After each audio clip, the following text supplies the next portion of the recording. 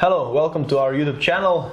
This is another episode of Optics Trade Debates. My name is Andras. Hello, my name is Theodor. We are currently debating over the Sightron brand of sport optics.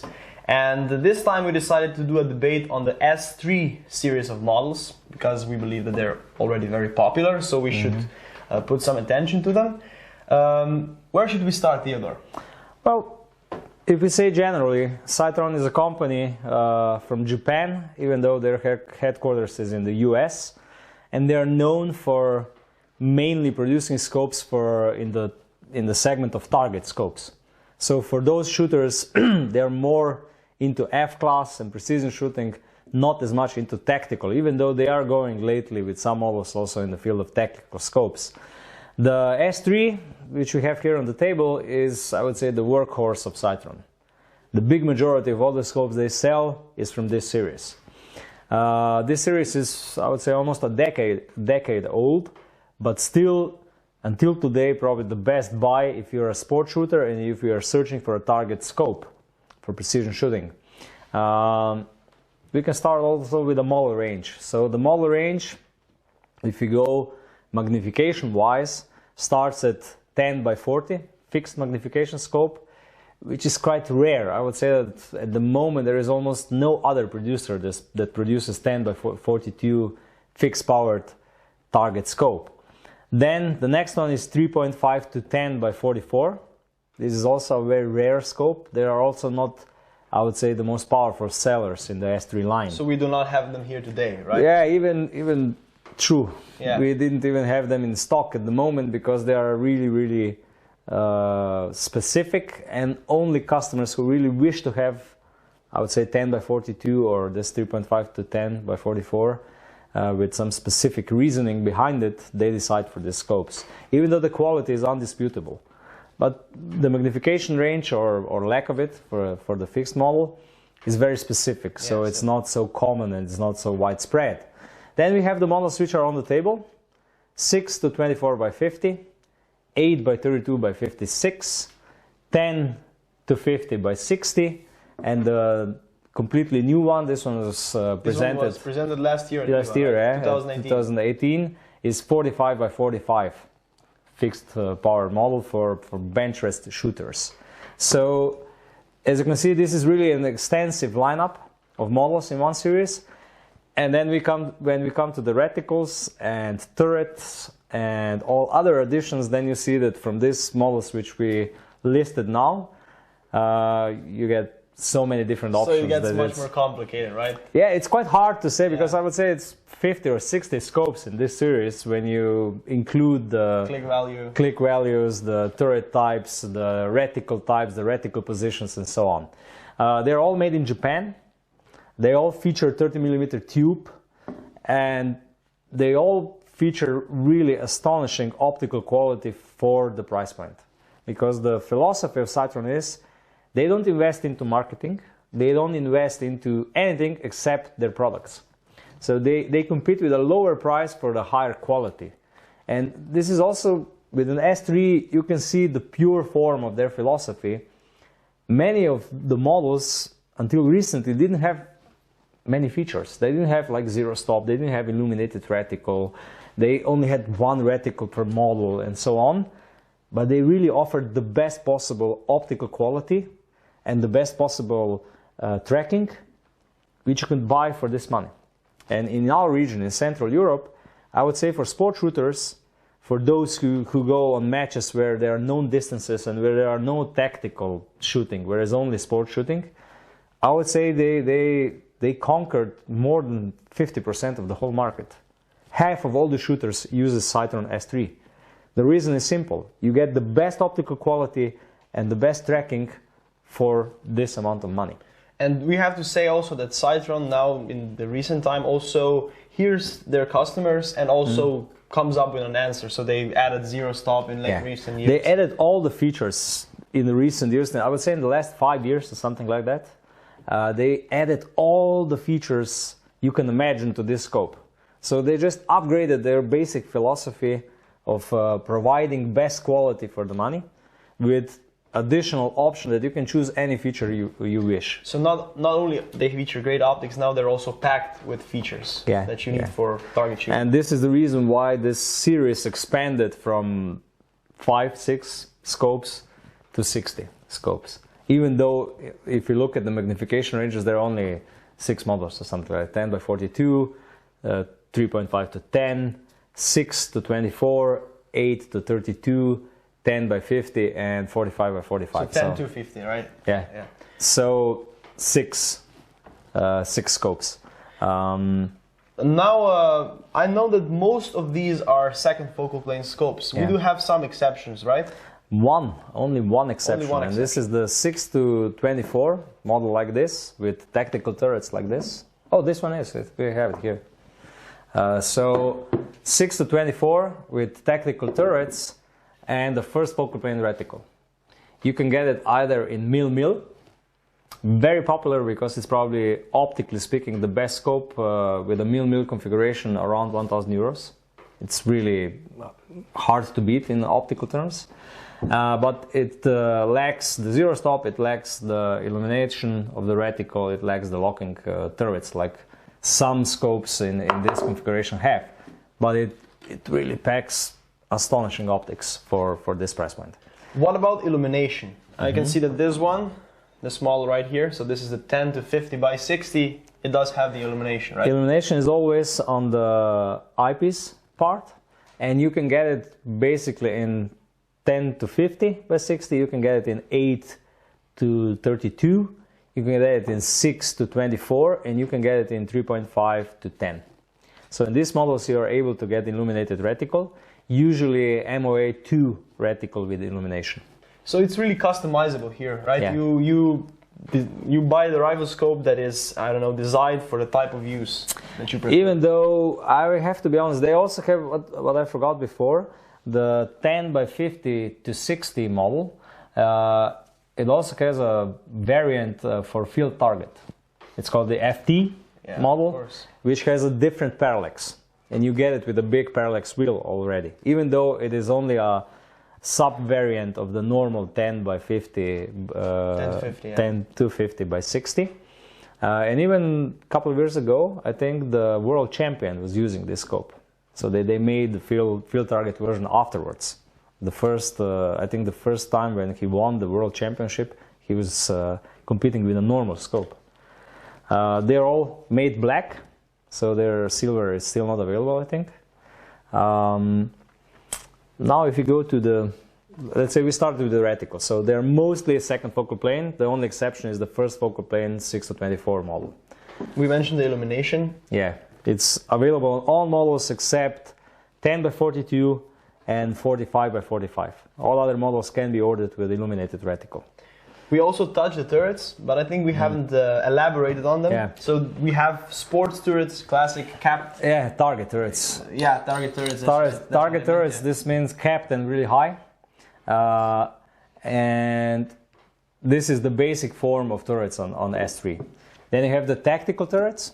So of the exposed type? Exposed type.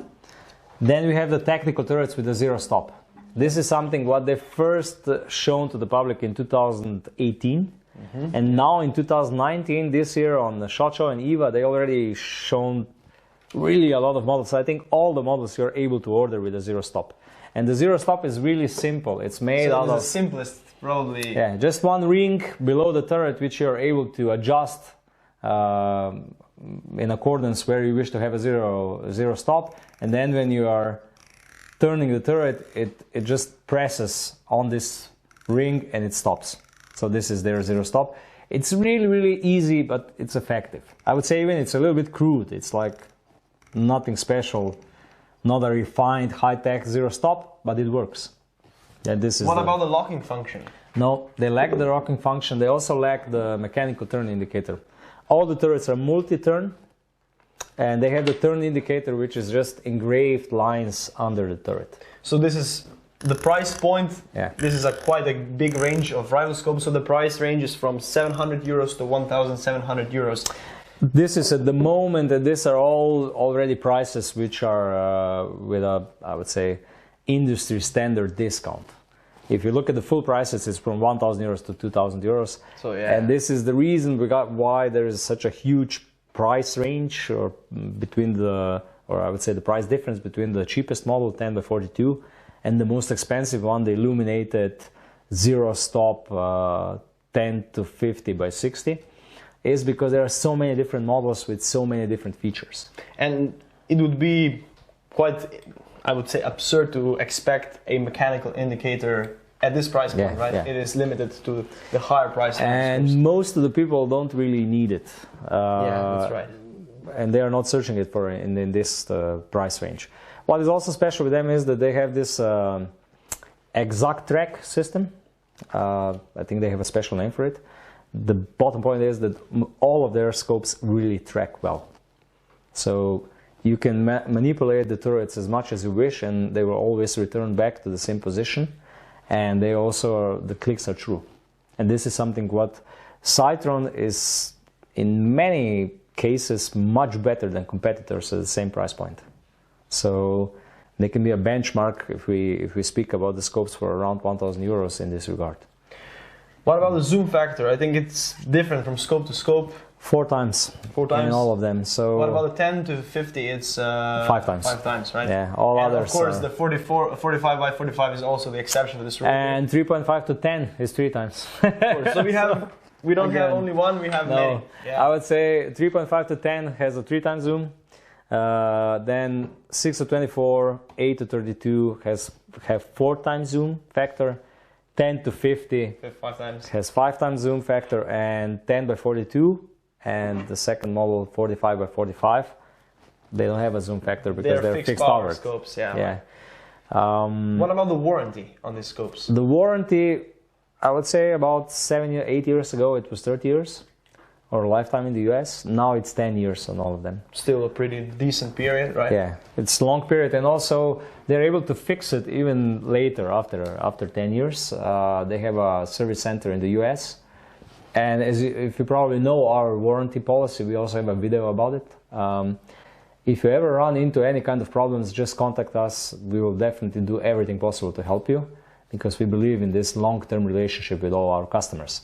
So these are scopes which can be repaired even after the warranty, and Sightron does do these repairs. So they're a reputable company.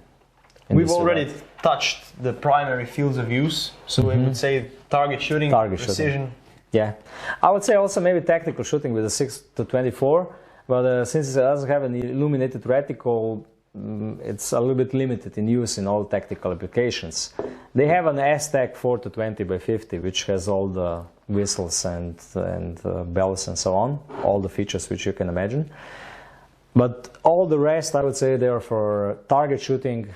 You know the distance, you can do some test shots, adjust finally, and then you want to have a perfect grouping in the center of the target. These are Sightron's the best scopes you can buy for the money. So if you are in a range between 1,000 and 1,500 euros, currently there is almost no competition. Yeah, did we mention the reticle types already? No, we mentioned that you can get a MOA or MRAT reticle in the first focal plane in this 6 to 24 model. All the rest, which are second focal plane, you can get many different types of reticle. What is really good for target shooting, you can get a fine cross that reticle. One is really popular, right? And really thin. Little coverage, really little, yeah. Then they have target dot, the same fine cross reticle with a small dot in the center. The dot is 1/8 of MOA, so it doesn't cover too much. And it's for some people, for me personally also, it's easier to aim with a dot than just with a fine cross reticle. Then you have a mil dot reticle, which is already a little bit archaic, old. And then they have mil hashed reticles. And they have MOA reticles, which are basically, they have hashes, but in MOA subtensions. So so between all the lines there are MOA subtensions. And they also have Christmas tree reticles, some new types of them, also again in the second focal plane. It is true that sometimes, let's be honest, any reticle with hashes which is in the second focal plane is only partly usable. In the first focal plane it's usable. even more so if you have a Christmas tree reticle in the second focal plane. It's really hard to use it. But some shooters still prefer to have reticles like this, even though they're in the second focal plane. Maybe to correct the wind a little bit easier while shooting and so on. So you never lack the possibilities of reticles. You can choose anything with Sightron. There are many to choose from.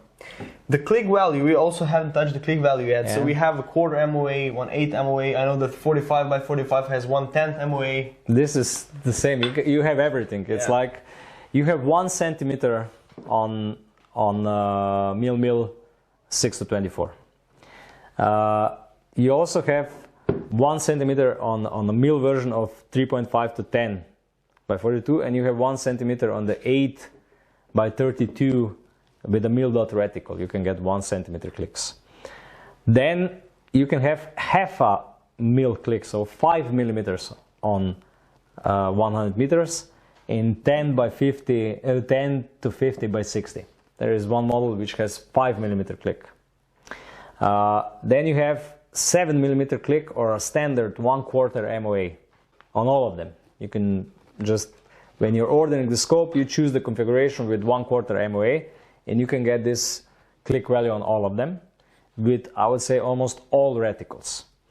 Then you have 1/8 of MOA on most of the models in 10 to 50 by 60. And you have 1/8 MOA on one model of 8 by 32 by 56 with a target dot reticle.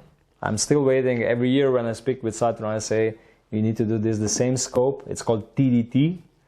So the 8 by 32 by 56 TDT has a 1/8 MOA click and target dot reticle. I always say to them, make a fine crosshair scope with the same click value. Hopefully in the future they will, because they introduced everything else.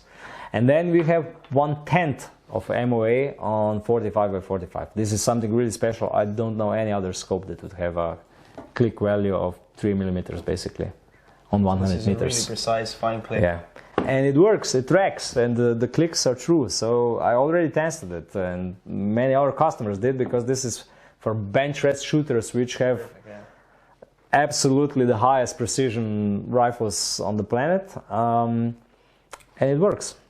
So you can choose all the click values with different types of turrets. You can choose the 1/4 MOA either on a tactical turret, on a target turret, with a zero stop, without a zero stop.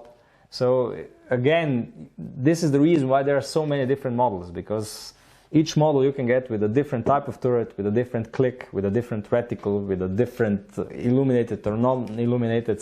So many options. It's really, really a lot. Yeah, I think that we should conclude this video by quickly mentioning the strong points of the series. I would say the only thing that joins all these scopes is probably the 30mm tube, the great optics, and the fact that they're all made in Japan. Everything else is customizable. Yeah, that's right. They also all have adjustable parallax on the side focus, with an exception of the 3.5 to 10 model, which doesn't have the, I think at least it doesn't have the parallax adjustment. And what is also very interesting, 10 by 42 has a parallax adjustment on of the same form like the magnification ring. So you adjust the parallax here like adjusting the magnification. It's really, really funny to see it. The strong points, optical quality. For this price point, unmatchable by anyone else. The competitors did came out with similar scopes. Like we know that Hawk is producing 10 to 50 by 60. We know that Nico Sterling is producing similar scopes. So they are, I would say, trying to catch on. Yeah, also Athlon also produced 10 by 40 similar scopes. But when you look at the optical quality, the optical performance, the Sightron is still the only one in its class. They invented a new class. Yeah.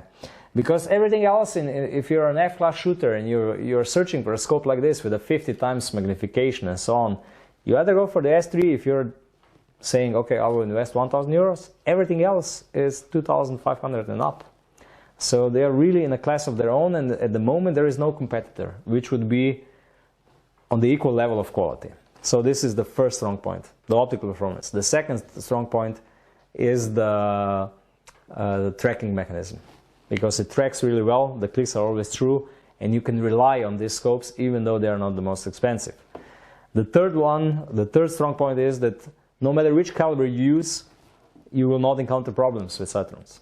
We mounted and we used a lot of those Sightrons on 338, Lapua Magnum and so on. It works. It's not a problem. So these are all the strong points. Warranty, 10 years of warranty, strong point. Good service. So even if the warranty runs out, if you have a problem with your scope, if you damage it somewhere or something like that, there is always a possibility, normally, not in all cases, but for some minor things, it's always a possibility that they fixed your scope in the service. We already sent one scope in 2 parts. I don't know what the person was doing to be able to get a scope apart, and they were able to exchange the whole housing and so on. So the service, it's really on a high level. On a high level. I also think the strong point is really thin reticles, and knowing the philosophy of an F-class shooter. So high magnification, thin reticle, fine clicks, second focal plane reticles. A great combination for precision shooting, right? Yeah. These are all the strong points, I would say. So yeah, this is basically it. We come to the end of this debate. Maybe if you're a little bit, we have to be true, so we can also say a little bit about what are the not so strong points. Okay, yeah, that's right. Not so strong points, the elevation range in most of these scopes is not really made for extreme long range. So with the 10 to 50, if you don't have the inclined mounting, you will not reach over 700 meters with a 308, maybe even 600. So the elevation range is not as big as in those scopes which have a 34mm tube or tactical mirrorless scopes which are made for extended long range.